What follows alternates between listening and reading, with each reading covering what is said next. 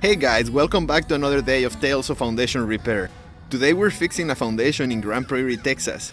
Over the last week, a lot of customers have been comparing our prices to fly-by-night contractors, and I'm sorry that I call them like that, but it's just that the prices are impossible to compete with. And this house is the perfect scenario to show you why you should never trust anybody charging around $300 per pier or less. The customer mentioned that this corner of the house was repaired in 2019. He paid approximately $6,000 for 20 pier, which comes to $300 per pier. When I came to do the estimate, the elevations on this corner of the house are about 3 inches low. We don't really see cracks on the brick, and the window seems to be level. This house also needs a drain system on this side. The water puddles right on the back, and sometimes it floods the patio.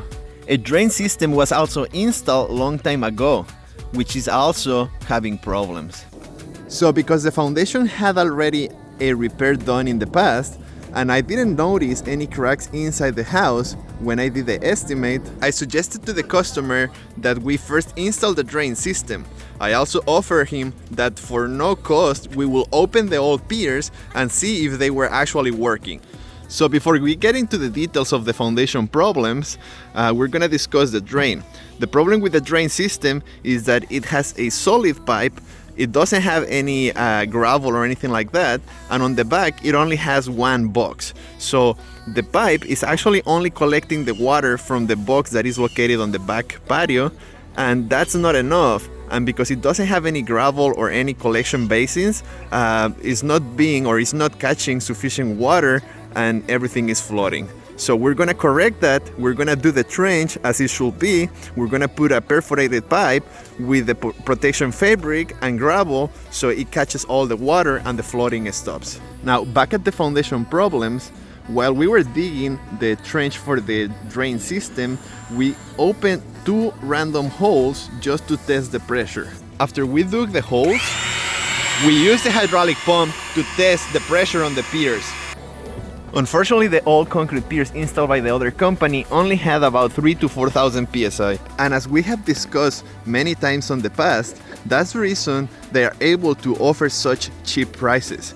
Of course, it's not because they're saving money on the labor, they're saving money on the materials. So when the houses require a lot of depth to reach the bedrock, when the price is too low, the contractor is not going to be able to afford sufficient or enough material to go all the way down until it reaches the solid bedrock.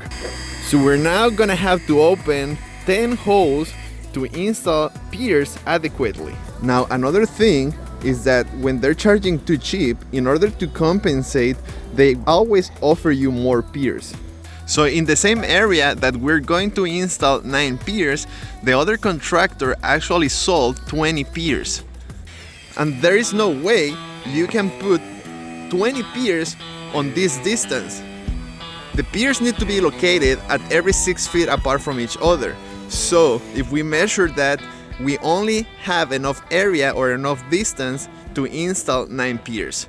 So because they were charging too cheap, $300 per pier, they only reached 4,000 psi, and they actually sold 20 piers, twice as much as us. So I promise you guys that when we tell you we can't give you any more discount, it's not because we're making a shit ton of profit. It's actually that we are trying to afford sufficient materials and skilled labor so we can ensure that the repairs that we provide you are gonna be a permanent solution, and that we're always gonna be able to come back if it's necessary. But our goal is to make it right the first time, so you and us, we don't have to go through the same process over and over. So my recommendation is to don't listen to those cheap prices. Get quotes from real established companies that have been in business for a long time, that have a physical address and have employees on payroll. It's also a problem with some companies that they subcontract the labor. A lot of companies, they actually don't have employees. They subcontract fly-by-night contractors again that are charging $200 to $300 per pier, and they just come and mess up with your house. And you can clearly watch this on our videos. If you go through all the videos we share with you guys, you can see that this is a very common problem. A lot of times when we do foundation work, the houses have already been fixed and they're failing. And the reason they're failing is because they don't go all the way down into the bedrock. Concrete piers, they just fail. And of course, when you call them to come back, they're never gonna answer the phone or never gonna be willing to honor any warranty because it's not on their plans, it's not on their budget. Now, we're gonna show you how we fix it. The right way to do it. On this house, we're gonna install hybrid piers. We're gonna drive the pipes as deep as we can, and then we're just gonna transition into the concrete cylinders on the top of the pier. The difference between a hybrid pier and a concrete pier is that instead of using the steel top cap, we're gonna use the concrete top cap. The concrete top cap is about $200 cheaper than the steel one.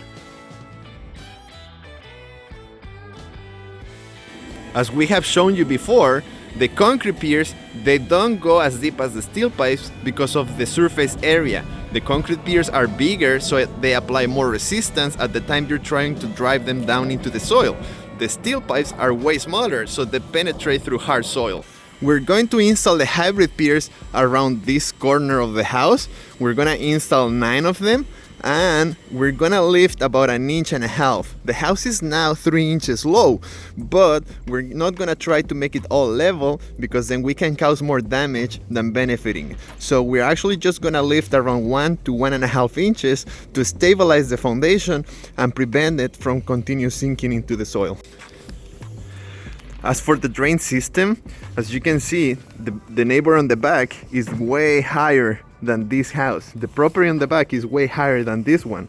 So you can see the drainage is over there, and during heavy storms all the water starts draining through there and it comes all the way here. So you can see how all the dirt has accumulated in here because all the water is just getting bottled in here. So we're gonna dig the trench for the drain from there, coming across here all the way there. We're gonna connect the gutter there and take it all the way to the street. This is the only collection basin that the drain had. It's very small, and as I mentioned, the drain is not perforated. It has no gravel or anything, so the only water that is being catch is the water that is able to come here. Also, this gets really muddy and dirty, which clogs the drain and doesn't allow the water to get inside. To make sure the water will not continue to puddle in this area and that will flow all the way to the front, we're digging 18 inches deep. We're gonna put protection fabric so the dirt won't clog the pipe. Then we're gonna add about 2 inches of gravel, our drain pipe, and then fill the trench with gravel. We fill the trench with gravel all the way to the top, just leaving about 2 inches so the customer can grow grass down the road. So that's it, guys. We're going to continue with the repair. I'm gonna show you how we do it and how we properly fix this house, how we correct the drain issues and install the piers the way it needs to be done. And remember, if it sounds too cheap, it's because there's gonna be problems down the road. As you can see, this work requires a lot of material, a lot of skilled labor and equipment. So always make sure to get estimates from reputable established companies that have been in business for at least 10 years. In this industry, it's very common that fly-by-night contractors, they just change their phone number along the years, leaving a lot of homeowners stranded with a defective repair and no warranty.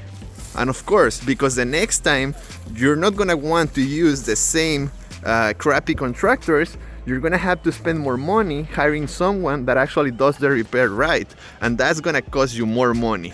So remember, do it right the first time and you don't have to worry about doing it again. Hey guys, I'm almost done digging this hole and I'm going to show you what we do to fix these old piers. So first, what we do is I'm gonna dig enough so we can install the hybrid pier right here. And then the concrete pier, has the concrete top cap.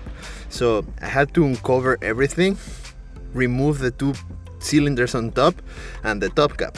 So when we finish installing the hybrid pier, we're gonna test the pressure here as well and make sure we reach at least 9,000 psi on this pier. Right now, these existing piers, they have around 4,000 psi. So that means they probably went like 8 feet deep. And the hybrid piers are going about 22. So I still have some more digging to do. Like I said, I need to uncover all of the old pier and finish digging enough so we can install the hybrid here. So I just finished digging this hole. You can see the old concrete piers. It looks really pretty, but unfortunately it was not driven all the way down. So here from the bottom of the slab, this is what we call the grade beam. So from the bottom of the grade beam to the ground right there, we have about 32 inches. That's enough clearance so we can set up our first pipe and the hydraulic pump.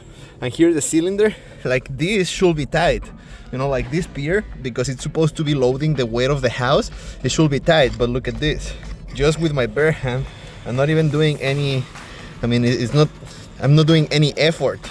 See, all the shims came off, and that's it, the first cylinder. So this pier was definitely not loading the weight of the foundation. Here I'm gonna remove the second cylinder. Sorry guys, there it is. Then last part is I gotta remove the top cap. I'll show you when I pull that off. So that's it, this hole is ready. We're gonna make sure we drive down that pier all the way to the load bearing strata, and also we're gonna install our hybrid pier. Honestly, the concrete pier is just gonna be like a little bit of extra support, but the primary pier is gonna be the hybrid pier we're gonna install. We have half day into this repair. Carmelo has installed 5 out of 9 piers. Concrete piers are going like 7 feet deep, and the steel pipes are reaching around 18 to 20 feet deep. So there you can see the transition plate, and the next cylinder is gonna be on top of it. Then on top of the cylinder we're gonna place the battle jack, and then we're gonna lift and level the foundation as soon as we have all of the piers ready.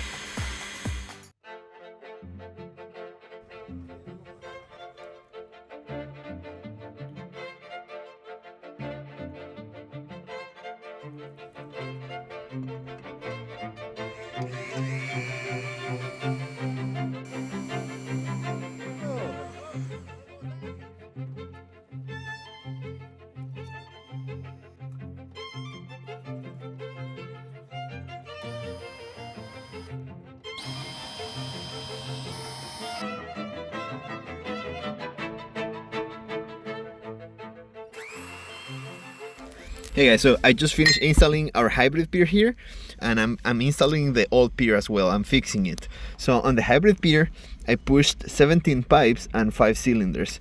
Now on this one, I have already pushed 4 cylinders. I don't know how many or how far down the other company went, but like I say, I have already put 4 extra cylinders, and the pressure is just 4,000. Here you can see how the pier is gonna go down with no problem.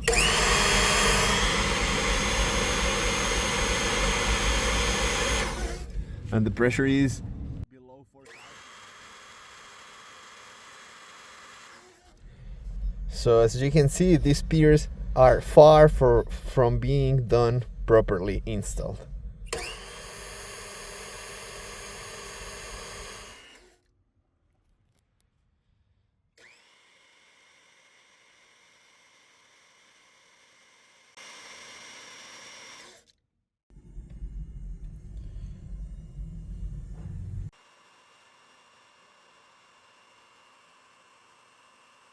So we have 17 pipes and 2 cylinders here, and when the pipe reaches the bedrock, you can see how the pressure goes up almost instantly.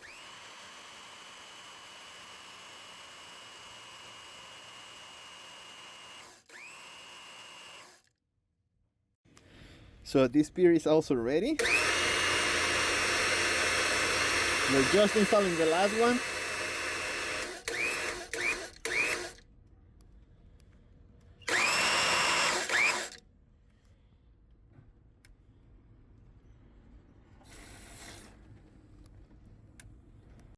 And we're almost finished. We just need to install one more pier. but we're gonna need a few more cylinders so we can shim the piers when we finish leveling. So we're gonna call it a day, and we're gonna buy the missing material tomorrow. So another thing, guys, is that the other contractor, the other foundation contractor, sold 20 piers for this job in the same area that we are installing 9. So we are installing the piers at every 6 feet apart from each other. And for example, in here, there was no pier at all. So from the corner, this is 6 feet away, and then another 6 feet we have another pier right there. So there should have been a pier.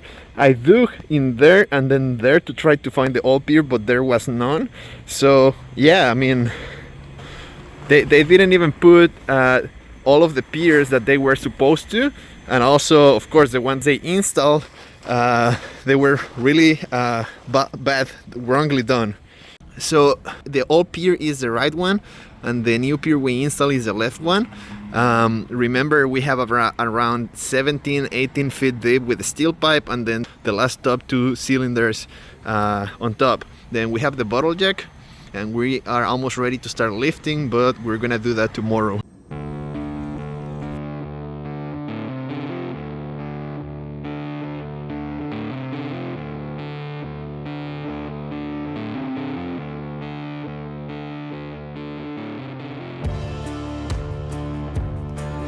And we are also about 80% done with the trenching for the drain.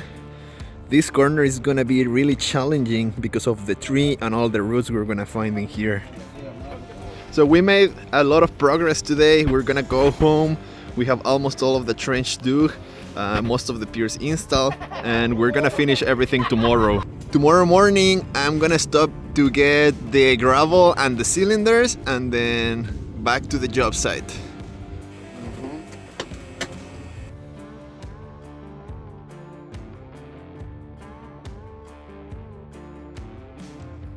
Ese mollo, qué bonita se le mira su carita con la luz del sol en la... No, hombre, resplandeciente, mano.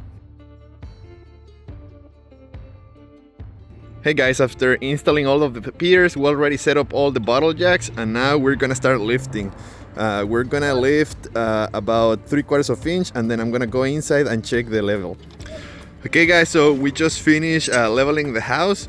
The house had almost 4 inches low in the corner, and right now it's 1.7 inches low.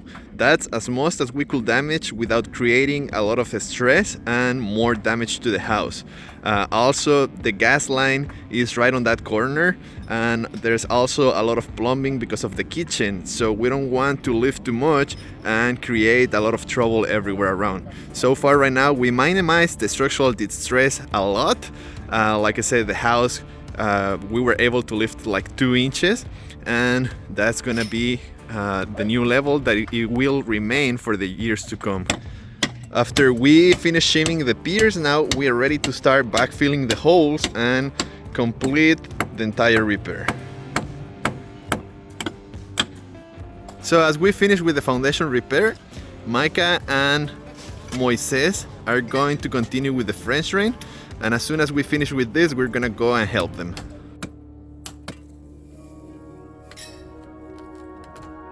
So we finish shimming all of the piers and backfilling. Now we're just gonna start packing the soil and clean up the remaining dirt. So we're almost ready 100% with the foundation repair, and we can move to the drainage. We pour water into the soil, so we help it go down and pack it properly, so we can make sure that the holes are not gonna open along the year. If we don't pack the soil after we finish, with the next few rains, the dirt is just gonna settle down again. So we gotta make sure that we pack it as best as possible so we don't have sinkholes down the road.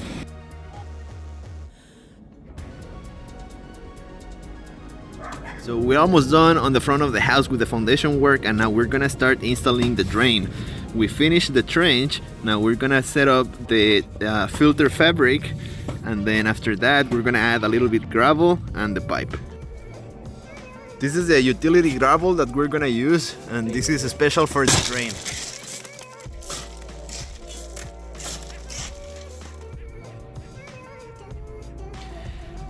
This fabric is going to prevent any dirt, mud or roots to get inside the drainage. We are using 3 inches corrugated pipe which is perforated to allow the water get into the pipe.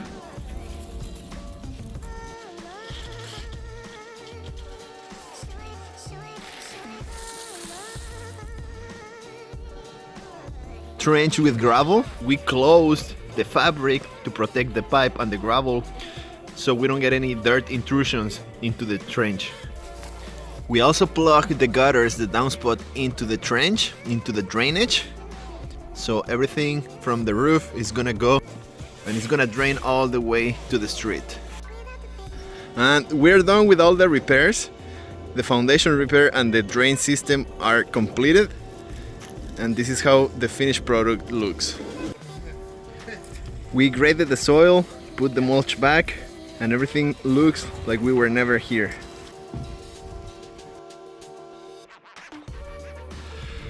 Okay guys, just a recap. We installed 9 hybrid piers. The piers went about 17 to 22 feet deep. We also fixed the old concrete piers that another contractor supposedly installed. Those piers were probably just like 4 feet deep because we installed another 14 cylinders, which means another 14 feet deep. Then we made sure that all the piers, the hybrid piers and the concrete piers, had at least 10,000, 9,000 psi. We lift this corner of the house about 2 inches. And the delta difference on the entire house is just about an inch after the repair. We also installed the deep drain to collect the water that was puddling and flooding the back patio. The drain is about 24 inches deep. We use the protective paper or fabric to prevent the dirt from getting inside the pipe, and we fill the trench with gravel. Just 4 inches at the end, at the top, are now dirt, so the grass can grow again. So that's it, we're all done and we're ready for the next repair. So hey guys, if you have any questions, any comments, let us know in the comment section, and we're always happy to discuss anything you may want to know.